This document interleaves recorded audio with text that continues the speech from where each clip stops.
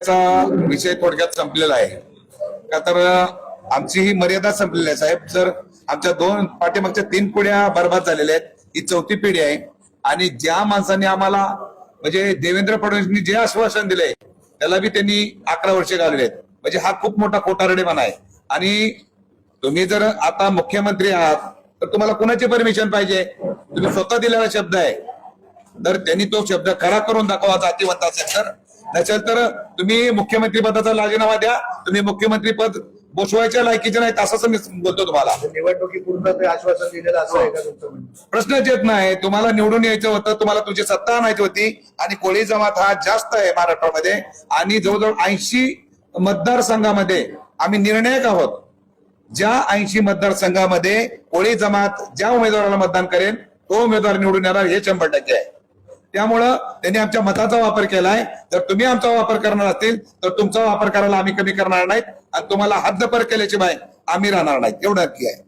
पुढचं आता आपण आव्हान केलेलं आहे की येणाऱ्या 23 तारखेला विराट मोर्चा आपण काढताय, त्याच्या परवानगी देण्यात आलेल्या आहे का आणि त्या मोर्चाच्या माध्यमातून काहीतरी तोडगा निघेल का? आम्ही याच्या अगोदर शासनाला निवेदन दिलेलं आहे आणि परवानग्याच्या संदर्भात आम्ही आझाद मैदान पोलीस स्टेशनची संपर्क त्या परवानग्यात सगळं क्लिअर केलेलं आहे.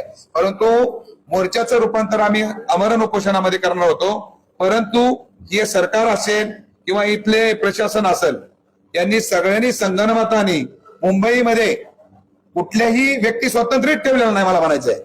का तर संविधानाने अधिकार दिलेला आहे. आम्हाला उपोषण करता येतं, आम्हाला आंदोलन करता येतं, आम्हाला सगळ्या गोष्टी संविधानाने आम्ही करू शकतो. परंतु ह्यांच्या सोयीसाठी यांनी ज्यांना वाटेल ते GR परिपत्र काढून घेतलेले आहेत आणि त्या सगळ्या अटी शर्ती सहित ते आम्हाला परवानगी देत आहेत, ते पण 1 दिवसाची. पण जर मला आमरण उपोषण करायचं असेल तर आमरण उपोषण 1 दिवसाचं नसतं. परंतु त्यांनी जे आम्हाला परमिशन दिली आहे त्या पद्धतीनं त्यांच्या ह्याच्यामध्ये राहून आम्ही आमचा संविधानिक लढा कंटिन्यू करणार आहेत, आम्ही चालू ठेवणार आहेत. केंद्रामध्ये बीजेपी सरकार, महाराष्ट्रात बीजेपी सरकार नाही, पण ह्या तुमच्या निर्णयामध्ये का उशीर होतोय? यांना जर बघा माझ्या मनातच नाही, तुम्हाला द्यायची इच्छाच नाही, तर मग त्याला काय म्हणावं लागेल? केंद्रात सरकार बीजेपीचं आहे, महाराष्ट्रात आहे, परंतु केंद्राचा पण विषय नाही हा. यांनी जे स्वतःच्या मनमानीपणाप्रमाणे ज्या SOP आणि GR काढलेत ना इथं, ते चुकीचे आहेत. ज्या SOP काढल्या त्यांना माहित आहे की यांच्या शासनामध्ये प्रशासनामध्ये कोणी नाही. आपण